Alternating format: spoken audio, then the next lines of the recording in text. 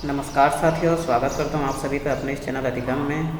तो दोस्तों, थंबनेल देखकर तो आप सभी पहचान ही गए होंगे कि आज हम किस टॉपिक पर बात करने वाले हैं। लेकिन वीडियो शुरू करने से पहले मैं एक ज़रूरी इन्फॉर्मेशन देना चाहता हूँ, ध्यान से सुनिएगा।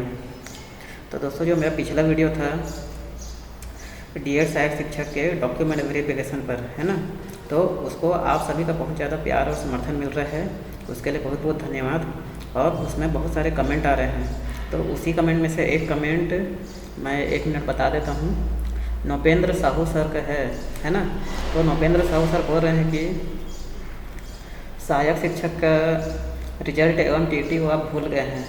तो जी हाँ दोस्तों, जो पिछला वाला जो वीडियो था ना, उसमें मैं टीटी और सहायक शिक्षक का रिजल्ट उसमें थोड़ा सा मेंशन नहीं किया था, क्योंकि वो जाहिर सी बात है, क्योंकि टीटी तो आपको लगेगा ही, क्योंकि इससे आपको आप एलिजिबल है कि नहीं है ना, ये आपका पता चलता है। और व्यापम का स्कोर कार्ड भी आपको रखना है, जो लिस्ट था उसमें वो लिखा नहीं था, इसलिए मैं थोड़ा सा उसको बताना भूल गया था, है ना। लेकिन आपको ये ज़रूर रखना है कि ये टीटी रखिए और सहायक शिक्षक का जो रिजल्ट है ना, स्कोर कार्ड है, उसको रखिए। और उसके बाद उन्होंने एक और बोला है कि सहायक शिक्षक के लिए स्नातक का मार्कशीट अनिवार्य है कि नहीं, ऐसा पूछ रहे हैं। तो मैं एक बार बता देना चाहता हूँ कि ये जो वैकेंसी भरी जा रही है सहायक शिक्षक के, है ना, तो इसमें पहले बीएड डीएड दोनों शामिल थे, और इसमें जो मांगा जा रहा है सहायक शिक्षक के लिए वो 12वीं बैच से ही होता है ना। तो इसमें अनिवार्य तो नहीं है, लेकिन जाहिर सी बात है कि आज के टाइम में आप सभी 12वीं तक तो नहीं पढ़े होंगे, है ना, ग्रेजुएशन भी किए होंगे, पोस्ट ग्रेजुएशन भी किए होंगे। तो अगर आप ग्रेजुएट है और पोस्ट ग्रेजुएट है तो बिल्कुल आप अपना डॉक्यूमेंट ज़रूर दिखाइए दोस्तों, है ना। अपना डॉक्यूमेंट आप बिल्कुल रखिए और आप अपना पूरा डॉक्यूमेंट दिखाइए। और जैसे मैं पिछले वीडियो में बताया था, जिन लोग नहीं देखे थे उसके लिए मैं डिस्क्रिप्शन बॉक्स में लिंक डाल दूँगा, जाके देख लेना। उसमें 1 सेमेस्टर का नहीं है ना, 1 सेमेस्टर या 1 साल का नहीं, पूरे साल का आपको रखना है ना, और पूरे सेमेस्टर का आपको डॉक्यूमेंट रखना है। तो इसी तरह से बहुत सारे डाउट आ रहे हैं। एक मैडम का भी डाउट आया है, रितु सिंह नाम है मैम का, तो वो बोल रहे हैं कि CTET रद्द, अब क्या होगा सर। तो ऐसे बहुत सारे डाउट्स आ रहे हैं, तो इसके लिए मैं मैडम को बताना चाहूँगा कि इसमें एक अलग से विश्लेषण करके एक और अलग से वीडियो बना दूँगा। कल पूरा एक डाउट वाला ही एक वीडियो हम बना देते हैं, है ना। तो चलिए आज इस वीडियो में आगे बढ़ते हैं, ठीक है दोस्तों।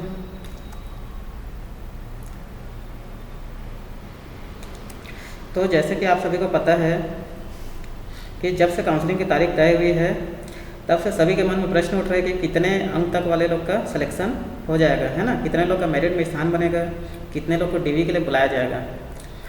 तो आज आपके जितने भी मन में सवाल उठ रहे हैं उसका लगभग 95% समस्या का समाधान हो जाएगा।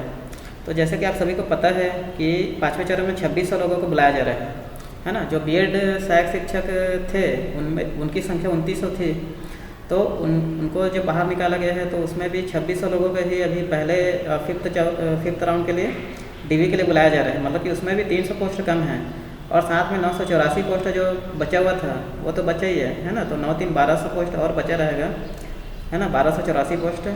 तो उसको हो सकता है कि 6वें चरण में शायद भरा जाएगा। तो उसके हिसाब से मैंने बहुत ही बारीकी से अध्ययन करके ये अभी कटअप निकाला है ना। तो इसके हिसाब से 95% लोगों का बिल्कुल सिलेक्शन हो जाएगा। तो चलिए देखते हैं आगे। तो यहाँ पे देखिए expected cut off for male candidate. तो यहाँ पे पहला है कि जनरल, है ना, जनरल के लिए यहाँ पे आ रहा है 75 से 69 का स्कोर आ रहा है। तो जिन लोग 75 से 69 के बीच में है ना, तो ऐसे सभी मेल कैंडिडेट, है ना, बिल्कुल रेडी रखिए अपने डॉक्यूमेंट को। क्योंकि मैं बहुत लोगों को बताना चाह रहा हूँ कि बहुत लोगों को रिजर्वेशन कैसे भरा जाता है ये भी नहीं पता रहता है ना। वो सोचते हैं कि जनरल में केवल सामान्य वाले लोग को ही लिया जाएगा, ऐसा नहीं रहता है ना। जनरल में आप सभी लोगों को जिनका भी नंबर इसके बीच में आ रहा है ना, 75 69 के बीच में, वो सभी का जनरल में ही भरा जाएगा। पहले सामान्य की सीटें भरती है, उसके बाद रिजर्वेशन का, है ना। तो रिजर्वेशन के लिए भी मैं एक अलग से वीडियो और बनाने वाला हूँ। तो अब देखते हैं ओबीसी में। तो ओबीसी में जिनका 69 से 65 के बीच में है, ऐसे सर बिल्कुल अपना डॉक्यूमेंट वेरिफिकेशन के लिए बिल्कुल अपडेट रखिए। SC के लिए 65 से 58। तो जिनका भी SC कैंडिडेट में है ना, SC कैंडिडेट में 65 से 58 के बीच में बिल्कुल आप लोग डॉक्यूमेंट वेरिफिकेशन के लिए तैयार रहिए, क्योंकि यहाँ पे 58 में इसलिए बोल रहा हूँ क्योंकि SC के लिए बहुत ही कम पोस्ट निकला हुआ था, है ना। इसके हिसाब से मैं थोड़ा सा इसमें अभी ज़्यादा कम नहीं किया हूँ, 58 तक ही। फिर भी आप लोग इसमें 1-2 नंबर और कम करके मान सकते हैं, हो सकता है 56 तक भी जा सकता है। तो अगर 56 तक भी है तो थोड़ा उम्मीद बनाए रखिए साथियों, है ना। अब ST कैंडिडेट, तो ST कैंडिडेट में अगर आपका स्कोर 55 से 40 है तो आप बिल्कुल तैयार रहिए, ठीक है। अब आगे देखते हैं फीमेल कैंडिडेट के लिए। तो expected cut off for female candidate, तो फीमेल कैंडिडेट के लिए जनरल में कितना जाएगा, तो जनरल में 75 से 68। तो ऐसे फीमेल कैंडिडेट है ना जिनका 68 तक का स्कोर आ रहा है ना, 75 से 68 के बीच में है, वो बिल्कुल अपने डॉक्यूमेंट वेरिफिकेशन के लिए अपना डॉक्यूमेंट रेडी रखेंगे। अब OBC में 69 से 60, तो जिन भी मैम लोग को 69 से 60 के बीच में नंबर है वो बिल्कुल अपना डॉक्यूमेंट रेडी रखेंगे। SC में 65 से 55, तो SC में 1-2 नंबर और थोड़ा कम कर सकते हैं। अब देखिए ST कैंडिडेट के लिए, ST कैंडिडेट के लिए 55 से 35 के बीच में। तो अब आप लोग सोच रहे होंगे कि ST में मेल और फीमेल दोनों में इतना नंबर कम कैसे जा रहा है। तो दोस्तों जैसे कि पिछले बार जो हुआ था है ना, चौथा चरण तक, तो चौथे चरण तक ऐसे बहुत सारे ST कैंडिडेट थे, है ना, जो मेरे पहचान में है ना, मैंने उनसे पूछा भी है। तो उन्होंने बताया है कि 43-44 है ना, और कई लोग तो 42 नंबर भी बताए हैं कि 42 नंबर तक वाले लोग का भी सिलेक्शन हुआ था। तो ऐसे तो जब पिछले बार 42 नंबर तक वाले लोग का हुआ है तो इस बार बिल्कुल 40 तक जाएगा और 40 से भी नीचे जा सकता है ना। तो इसलिए बिल्कुल सर मैडम लोग है ना जो ST कैंडिडेट के लिए बिल्कुल आप लोग तैयार रहिए।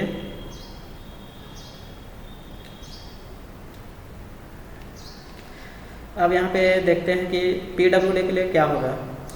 तो बहुत के मन में आ रहा होगा कि सर आपने तो PWD का बताया नहीं है करके। तो PWD के लिए मैं बता रहा हूँ कि तो जो भी मेल और फीमेल कैंडिडेट के लिए जो बताया हूँ नंबर है ना अलग अलग कैटेगरी में, उसमें आप लोग 3 नंबर माइनस कर दीजिए, है ना। जैसे 68 है तो 68 है, इसमें 3 नंबर हम लोग क्या करेंगे, माइनस करेंगे, तो कितना हो जाएगा 65। तो जिनका भी नंबर क्या है जनरल में 65 तक है ना, वो सभी PWD कैंडिडेट का सिलेक्शन के लिए बिल्कुल एलिजिबल रहेंगे लोग, है ना। घबराने की कोई ज़रूरत नहीं है। वैसे इसमें भी कम कर दीजिए 3 नंबर, तो इसमें कितना हो जाएगा 57 तक आएंगे। तो ऐसे जितना भी है मेल और फीमेल दोनों में है ना, सब अलग अलग कैटेगरी में क्या करेंगे 3-3 नंबर कम कर दीजिए, है ना। और इसमें एक्स सर्विसमैन भी आ जाएंगे क्योंकि एक्स सर्विसमैन का संख्या बहुत कम होती है। तो ऐसे साथियों बिल्कुल आप रेडी रहिए, है ना। इसमें मैं बता रहा हूँ, गारंटी के साथ मैं बता रहा हूँ कि 95% लोगों का इसमें सिलेक्शन होना तय है, इतने नंबर वाले लोग का, है ना। और इसमें बल्कि मैं थोड़ा सा कम ही कटौती किया हूँ, इसमें 1-2 नंबर और नीचे जा सकता है ना, 2-3 नंबर और नीचे जा सकता है, और हो सकता है कि 6वें चरण में तो और नीचे चले जाए। तो इसी तरह से आप अपना प्यार बनाए रखिए और साथियों वीडियो को ज़्यादा से ज़्यादा शेयर करिए और कमेंट बॉक्स में ऐसे ही क्वेरी करते रहिए, उससे मुझे और भी अच्छा करने की प्रेरणा मिलती है। और आप जितना ज़्यादा शेयर करेंगे वीडियो को, है ना, उतना ही और आपके साथियों तक पहुँचेगा, है ना। तो अगर आपको लगता है कि मैं एकदम सही इन्फॉर्मेशन दे रहा हूँ, ठीक है, तो अगर आपको सही इन्फॉर्मेशन दे रहा हूँ ऐसा लग रहा है तो आप प्लीज़ वीडियो को शेयर कीजिए। मिलते हैं अगले वीडियो में, तब तक के लिए धन्यवाद, बाय।